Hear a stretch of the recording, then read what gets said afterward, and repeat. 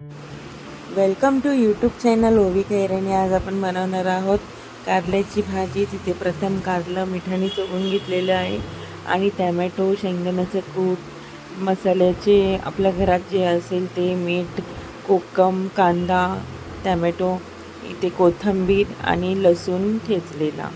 आणि इथे प्रथम ठेचलेलं लसूण आपण त्याचा तडका मारून घेणार आहोत आणि लसणाचा तडका झाल्यानंतर आपण तिथे कांदा टाकणार आहोत। आणि जे कोणी माझ्या चॅनलला नवीन असाल, बघत असाल तर लाईक, शेअर, सबस्क्राईब करायला विसरू नका। सो गाईज, इथे झटपट होणारा कारल्याची भाजी मी बनवलेली आहे। सो गाईज, तुम्हाला कसं वाटलं तुम्ही कमेंटमध्ये मला कळवा। इथे कांदा पण लाल ब्राऊनसर करून घेतलेला आहोत।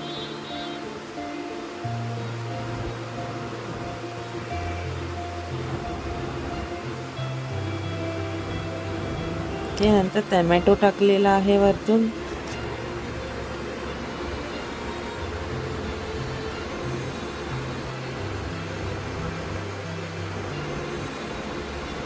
प्लीज प्लीज प्लीज मला कमेंट करून नक्कीच सांगा की ही भाजी तुम्ही पण बनवा आणि मला नक्की सांगा कशी वाटली आहे। आणि सिंपल आणि एकदम झटपटीत होणारी भाजी आहे ही। आणि इथे कोकम टाकलेला आहे। सो गाईस, त्याला थोडंसं पाणी सुटेपर्यंत आपण फ्राय करून घेणार आहोत टॅमॅटोला।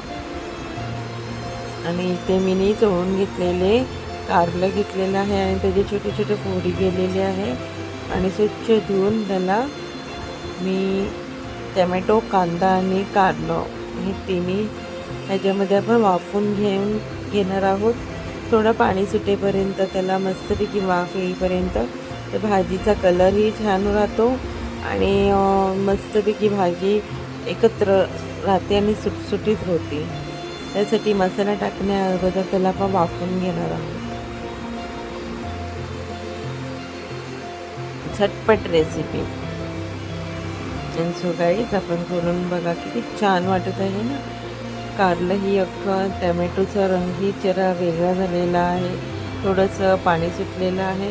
आणि ह्याच्यामध्ये आपण टाकणार आहे आपली गरम मसाला, लाल तिखट मसाला आणि घरातला घरगुती जो आपण बनवतो तो मसाला, मीठ आणि थोडंसं हळद, हे सगळं सामग्री आपण मिक्स करून त्याला मस्तपैकी आपण फ्राय करून घेणार आहोत। तुम्ही बघा, भाजीला थोडासा वाफवून घेतला ना मसाला टाकायच्या अगोदर तर भाजी तशीच्या तशीच राहते, ते चिपचिपीत बनत नाही। सो गाईज, तुम्ही नक्कीच ट्राय करून बघा कारल्याची भाजी। आणि त्याच्यात टाकणार आहोत आपण आता शेंगदाणे, वाटलेले भाजलेले शेंगदाणे। सो शेंगदाण्याचं कूट तुम्हाला नसेल आवडत तर तुम्ही त्याच्यामध्ये बेसनही ॲड करू शकता। सो मस्त मला शेंगदाणे आवडतात, मी शेंगदाणे टाकते आणि शेंगदाण्याने पण छान लागतं असं मसाला। झणझणीत भाजी बनलेली आहे, तिखट, थोडीशी आंबट आणि छानपैकी। आणि ह्याला आपण कोथिंबीर टाकून आपली भाजी तयार झालेली आहे। थोडंसं आपण त्याला वाफवणार आहोत झाकण ठेवून। आणि झाकण ठेवून थोडंसं वाफवून घेणार आहोत, म्हणजे मसाल्याची पूर्ण त्याला दमदमाट म्हणजे स्वाद राहतो म्हणून। तर बघा गाईज, माझी भाजी किती छान वाटते। आणि अशीच तुम्ही भाजी आणि अशीच तुम्ही मला लाईक, शेअर, सबस्क्राईब करायला विसरू नका। आणि ही आपली झाली आहे भाजी तयार।